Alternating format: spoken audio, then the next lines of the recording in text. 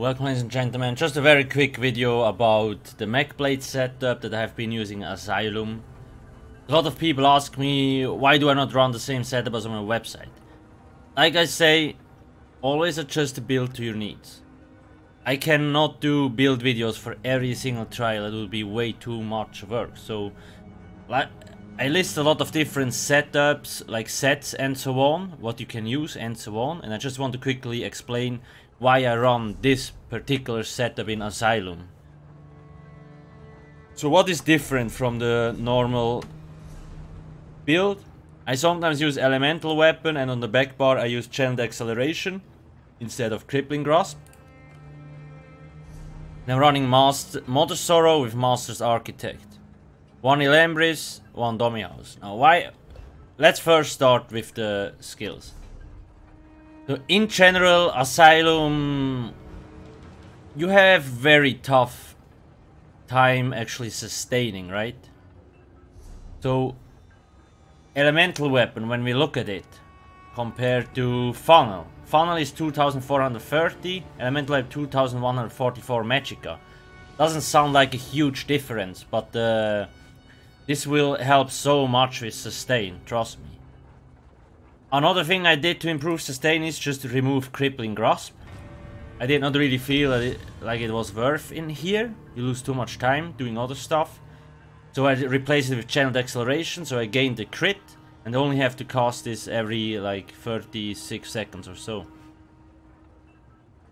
Now, keep in mind with this setup here, when you use elemental weapon, you will not have any self-healing. So you have seen me sometimes as well. Sometimes I actually use funnel health. Then I put this on the back bar and this on the front bar again. Why do I swap out those abilities? Now we have funnel on the front bar. You should not forget this. Increases your max magicka by 8% while a siphoning ability is slotted. That's something very important. Actually, don't know why I have this active, whatever. So when I take this away again, you want to swap it out. And place elemental weapon here. So you still get this 8% extra max magicka. Always have a death root in the front bar for the 8% extra damage from the destruction stuff here. Ancient knowledge. But that's the reason behind this setup. A lot of people ask me, why do you run this setup? Where is crippling grasp? Why don't you use funnel? Blah blah blah and so on. So that's the reason. But again, it is dangerous. You don't have any healing anymore. Then, here. First off, I run Architect because I buff the body on the left side of me and the body on the right side of me. I do have an Asylum +2 guide on my website now. I will put the link in the description. I'm also working on a video just to explain you. And you see, like, I'm position 7 and the other dude is 8 and the other dude is 6. So I buff those two dudes next to me with Master Architect as much as possible. And they run Siroria, Spellweave or Siroria, Mother Sorrow or Spellweave and Mother Sorrow or whatever.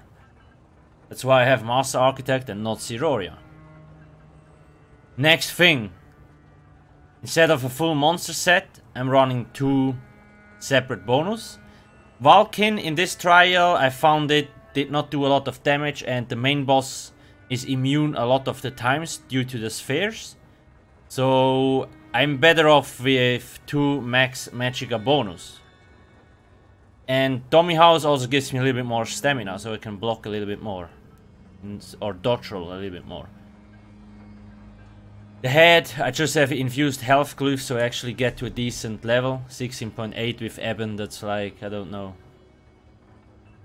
18.5k, something like that. And with a horn you should be at 20k.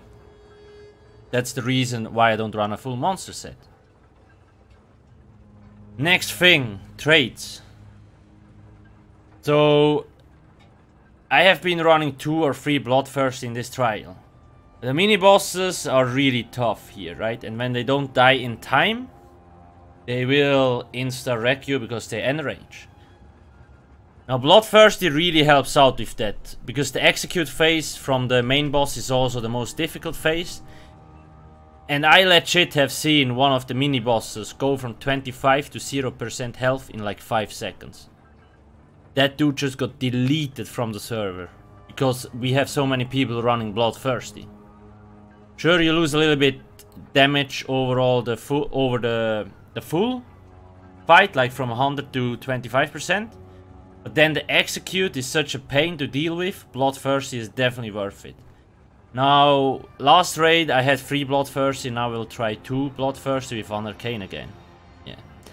That's more or less everything. Like, as well, red champion points. I do have a damage mitigation article on my site, which has optimized red CP for each trial. You can mitigate so much damage with the right red CP perks.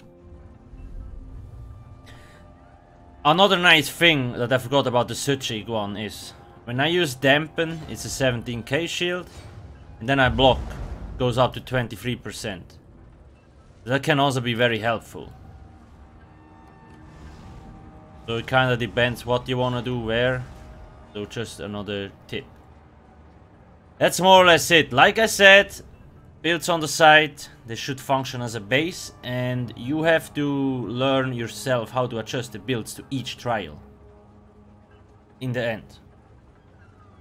Obviously, when you watch me live streaming, you will see when I change something, and I always try to explain why. So I really recommend following me on Twitch, and I'm always there to answer any questions you have, guys.